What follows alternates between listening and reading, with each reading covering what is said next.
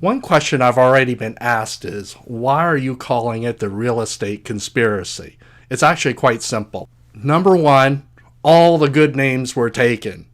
I tried to find a distinctive name and I did a lot of searches, and quite honestly, all the good names were taken, so I had to figure something out.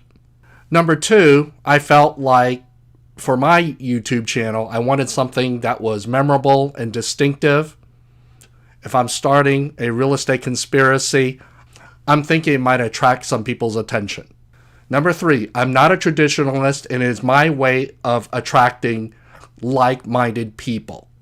I figure if you're willing to stick around and watch and subscribe to a YouTube channel called The Real Estate Conspiracy, you're my kind of people. I call it The Real Estate Conspiracy, which seems to imply it's going to be very heavy, sneaky, and perhaps negative. But honestly, I'm just looking to have a little bit of fun. It's a tongue-in-cheek name.